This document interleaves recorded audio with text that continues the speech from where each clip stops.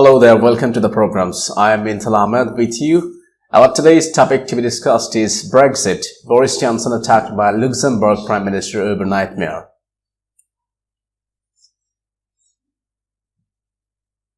Media caption: Luxembourg's Prime Minister spoke beside the empty podium where Boris Johnson was due to appear. Luxembourg's Prime Minister has attacked Boris Johnson's approach to Brexit, calling the situation a nightmare. Xavier Bettel said the British government had failed to put forward any serious proposals for a new deal. But Mr. Johnson, who pulled out of a joint press conference with Mr. Bettel because of noisy protesters, said there was still a good chance of a deal. A government source said that the UK and Brussels needed to bridge to achieve a deal remains quite large. Mr. Johnson was visiting Luxembourg to hold talks with the European Commission President Jean-Claude Juncker and the EU's chief Brexit negotiator Michael Barnier. After the working lunch with Mr. Juncker and Mr. Barnier, Mr. Johnson said he had been encouraged by the EU's willingness to encourage with the UK in the shared desire to avoid a no-deal exit, but there had not been a total breakthrough. However, the European Commission said the Prime Minister had yet to present concrete proposals for it to consider and insisted any new plans set to be compatible with the existing withdrawal agreement, which has been rejected 3 times by MPs. There was then confusion after Mr. Bettel held a press conference without Mr. Johnson's amid noisy protest by anti-Brexit protesters.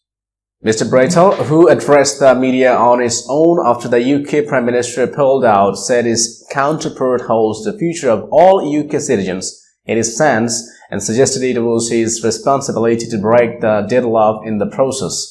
He said there were no concrete proposals at the moment on the table on a new Brexit deal from the UK and said the EU needs more than just words.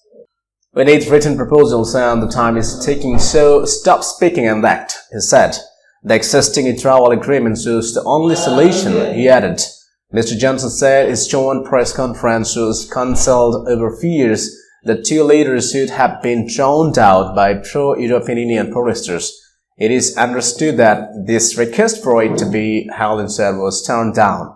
But exactly should be made over the also public venting on Monday by the Prime Minister of Luxembourg following his meeting with Boris Johnson? Does this mean the EU has lost patience and will no longer engage in negotiations with the Johnson government? Can you expect an Angela Merkel reign or a Mark Rutte reign next? As long as there is a chance of a deal, it's in our own interest to engage. However, frustrating negotiations are a high-level EU contact told me. We had to go read more from Qatar's blog. The EU's Brexit coordinator, Guy Verhofstadt, tweeted a photograph of the empty podium where Mr. Johnson had been due to speak alongside Mr. Bettel, with the caption, "From Incredible Hulk to Incredible South."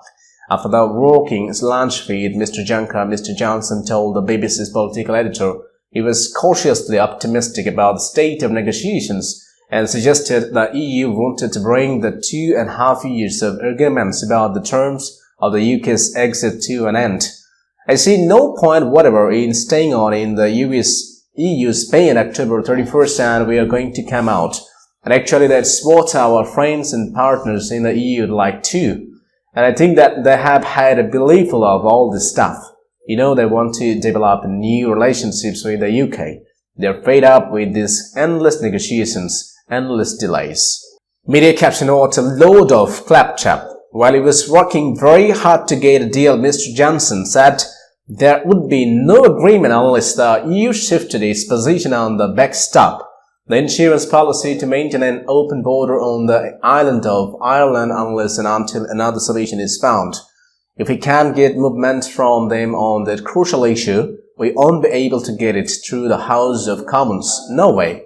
He said there was a number of ideas under discussion which would allow the whole of the UK to leave the EU while protecting the integrity of the bloc's single market, upholding the Good Friday Agreement and supporting the Irish economy. Load of claptrap. This, he said, included the use of technology to minimize border checks as well as the so-called Stormont Lock, a mechanism to give Northern Irish politicians a say on the rules that apply to Northern Ireland. "It is all doable with energy and goodwill," he insisted. A UK government source later said it's clear Brussels is not yet ready to find the compromises required for a deal, so no deal remains a real possibility, as the gap we need to bridge remains quite large. As soon as we arrived at the office of the Prime Minister of Luxembourg, it became obvious a planned outdoor news conference could not go ahead. The anti-Brexit protesters in the square number less than 100, but their music and megaphones made it sound like a lot more, and they occasionally used languages you don't want to hear on the news. Behind the scenes, the British and Luxembourg's delegations grappled with the diplomatic dilemma, moved the evening side but exclude the majority of the journalists, gambled that the demonstrators could pipe down for a bit, silence the host to see the guests blushes. The end result saw Mr. Johnson do a short interview at the ambassador's residence to be shared with everyone while Mr. Bettel took to the stage next to an empty podium. He used the moment in the spotlight to deliver an impassioned speech made all the more dramatic by the fact he is framed as one of the EU's most smiley, mild-mannered leaders.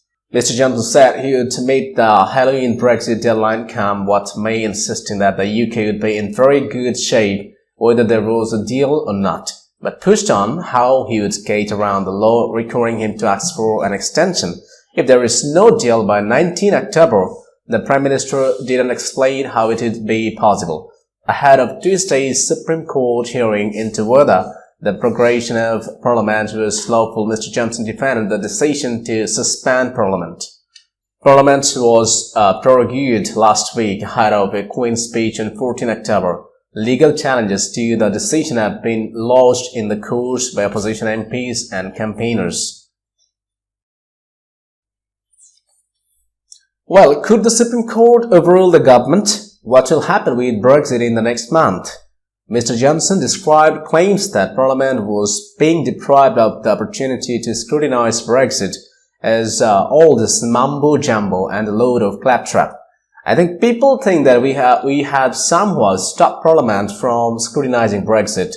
What absolute nonsense.